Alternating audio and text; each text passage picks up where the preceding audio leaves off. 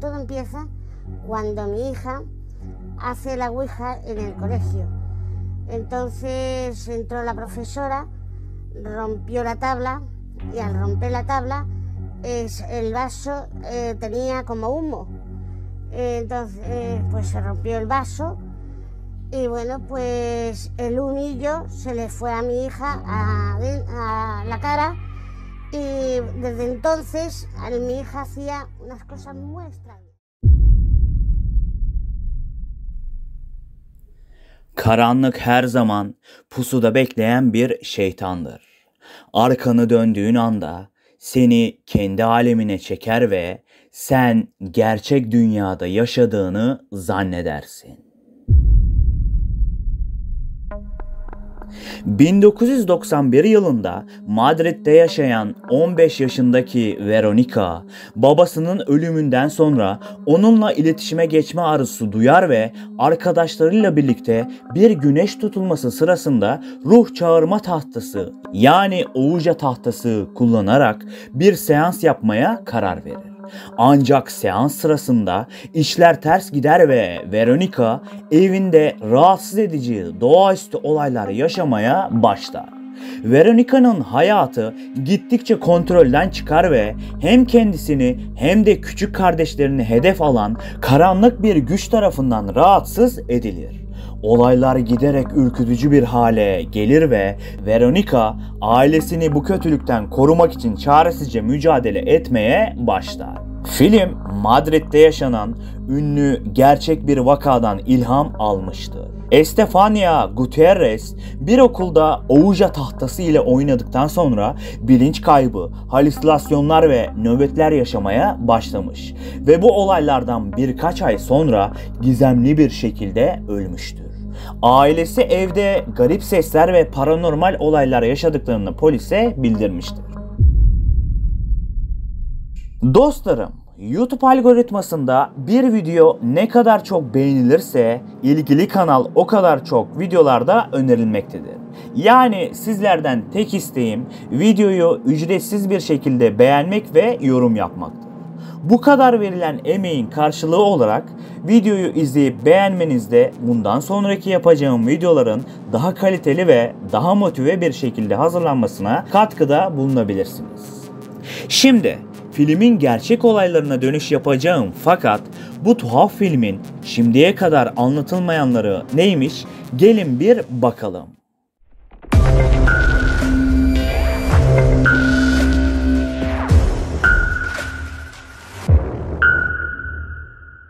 Ana karakter Veronica'yı canlandıran Sandra Escacena, filmdeki korkutucu olayları gerçekçi bir şekilde hissettirebilmek için zorlu bir hazırlık sürecinden geçti. Yönetmen Paco Plaza, Escacena'nın rolüne tamamen adapte olabilmesi için hem psikolojik hem de duygusal olarak karakterin karanlık tarafını benimsemesini istedi.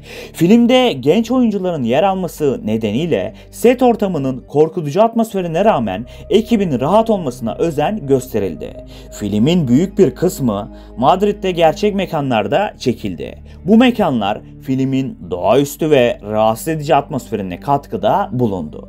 Kullanılan apartman dairesi ve çevresi gerçek hayattaki olayı daha ürkütücü hale getiren unsurlar oldu.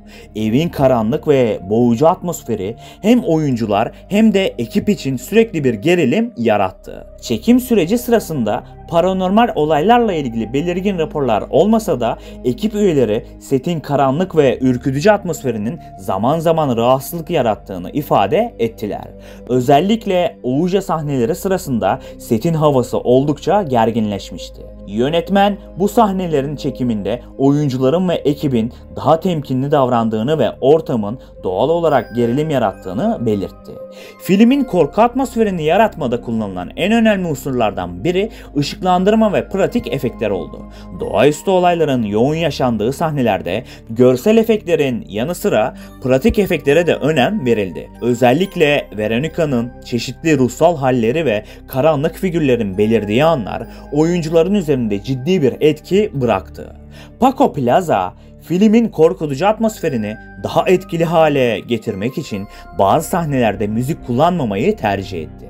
Müzik yerine sessizlik ve doğal seslerle gerilimi arttırmayı hedefledi. Bu yöntem set ortamında da doğal bir korku hissi yarattı ve oyuncuların korkuyu daha derinlemesine hissetmesine olanak sağladı. Filmin çekimleri sırasında ekip büyük oranda profesyonel bir ortam oluşturmuş olsa da paranormal temalar ve gerçek olaylardan esinlenme faktörü set ortamına her zaman belli bir ürperti katmıştı. Filmin başrol oyuncusu Sandra, Ouija tahtası sahnelerini çekerken gerçekten korktuğunu itiraf etti. Plaza bu sahneleri çekerken Sandra'nın korkusunu arttırmak için bazı sürprizler hazırladı. Örneğin planlanmayan anlarda bazı sahne arasındaki kişiler gürültü çıkararak veya aniden hareket ederek oyuncuları ürküttü. Bu oyuncuların tepkilerinin daha gerçekçi olmasını sağladı ve Sandra'nın korkusu gerçek bir deneyime dönüştü. Filmin senaryosu yazılırken gerçek olaylardan esinlenildiğini söylemiştim. Ancak Paco Plaza ve ekibi bu olayı daha derinlemesine anlamak için gerçek polis raporlarına ulaştı ve detayları inceledi.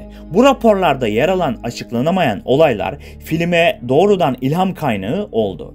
Raporda polisin yaşadığı soğuk dalgaları, kapıların kendi kendine kapanması gibi paranormal olaylar filme yansıtıldı. Filmin son sahnesinde polis memurlarının eve girip Veronica'yı bulduğu anlarda bazı küçük detaylar bilinçli olarak izleyicilerin gözünden kaçacak şekilde gizlendi. Örneğin sahnenin bir köşesinde kısa bir an için beliren karanlık bir silüet izleyicilerin dikkatinden kaçıyor ama aslında bu Veronica'nın yaşadığı karanlık varlıkların hala mevcut olduğuna dair gizli bir ipucu olarak yerleştirildi. Bu gibi detaylar izleyicinin fark etmese bile bilinçaltına etki etmeyi amaçlamaktadır. Yönetmen çekim sırasında oyuncuların ruh halini filme daha iyi yansıtabilmek için sette gergin bir atmosfer oluşturmayı tercih etti. Çekim günlerinde sette aniden ışıkların kapanması veya beklenmedik seslerin çıkması gibi planlanmamış kazalar oldu. Bu kazalar oyuncuların sürekli tetikte olmasını sağladı ve doğal olarak sahnelerdeki gerilimi arttırdı. Plaza bu taktikleri özellikle genç oyuncuların korku duygusunu daha iyi canlandırabilmeleri için kullandı. Evet dostlarım, şimdi gelin bu filmin arka odasına bir giriş yapalım. Netflix platformunda ilk izlediğimde beni etkileyen bir yapım olmayı başarmış bir filmden bahsediyorum. Fakat filme ilham kaynağı olan gerçek olayları hiç araştırmamıştım. Şöyle ki olayın gerçek olduğunu anladığımda araştırmaya ve bu videoyu yapmama sebep olanları duyacağınızda gerçekten sizler de ürpereceksiniz. O halde gerçek olaylar neymiş? Gelin bir bakalım.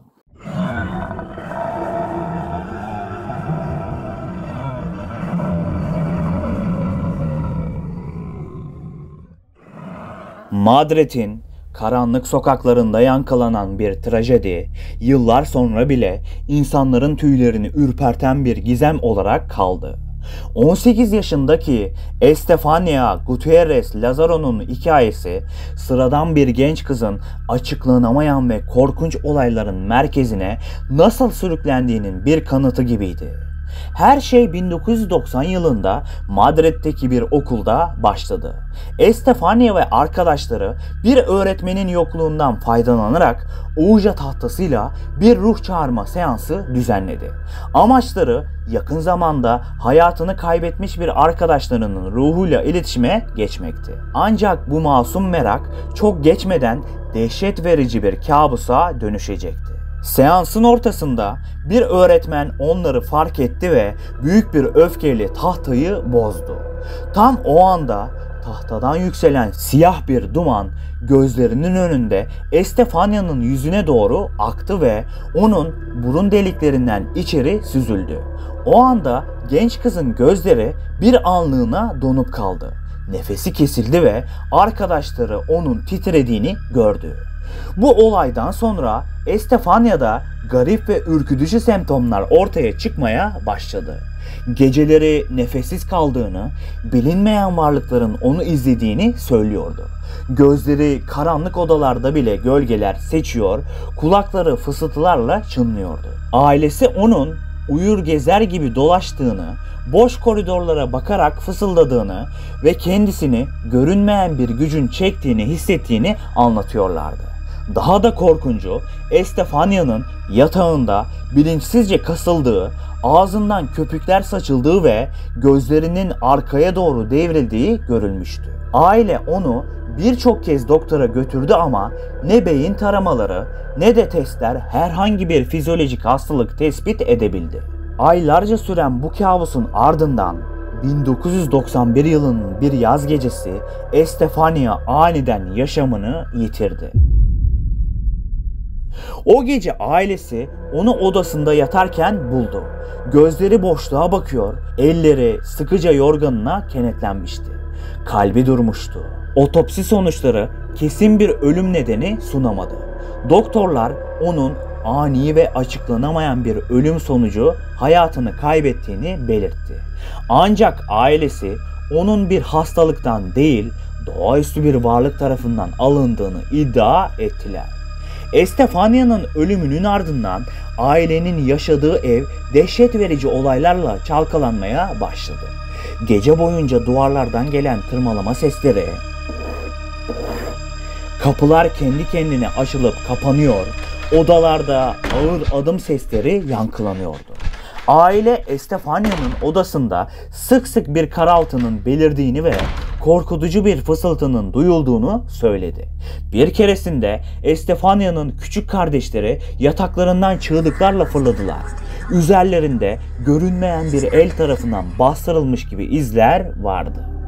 Olaylar giderek yoğunlaştığında aile çareyi polise başvurmakta buldu.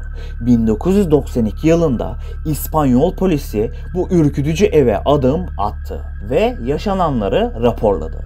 Resmi polis kayıtlarına göre memurlar içeri girdiklerinde evin içinde aniden hissedilen anormal bir soğukluk vardı. Eşyalar kendi kendine devriliyor, duvarlarda açıklanamayan yanık izleri beliriyordu. Evde bulunan bir polis memuru aniden duyulan gürültüyle döndüğünde devasa bir dolabın kendi kendine açıldığını ve içindeki eşyaların yere saçıldığını gördü. Raporlara geçen en ürkütücü detaysa evin duvarlarında beliren ve insan eline benzeyen yanık izleriydi. Aile bu olaylara daha fazla dayanamayarak evi terk etti. Ancak geride hala cevapsız sorular ve derin bir korku kaldı. Estefania'nın gerçekten bir doğaüstü varlık tarafından mı ele geçirildiği yoksa psikolojik bir rahatsızlıktan mı müzdarip olduğu hala bir muamma olarak hatırlanmaktadır. Ancak bir gerçek var ki o evde yaşananlar İspanyol tarihine geçen en korkutucu paranormal vakalardan biri olarak kayıtlara geçti. Ve bugün bile Estefania'nın ruhunun huzur bulup bulmadığı bilinmemektedir. Bazıları onun hala kayıp bir ruh olarak Madrid'in karanlık köşelerinde dolaştığını söylemektedir. Estefania'nın hikayesi yıllar geçse de gizemini korumaktadır. Gerçek mi, efsane mi bilinmez ama yaşananlar gerçekten tüyler ürpertici dostlarım. Peki sizce bu olay gerçekten paranormal mi yoksa başka bir açıklaması olabilir mi? Düşüncelerinizi yorumlarda okumaktan zevk alacağım. Videoyu beğenmeyi ve kanala abone olmayı unutmayın. Ayrıca kanalın gelişimi adına ufak da olsa desteğim olsun diyorsanız katıl butonundan bunu bana gösterebilirsiniz. Daha araştırılacak çok film var. Ben Kapital Burak.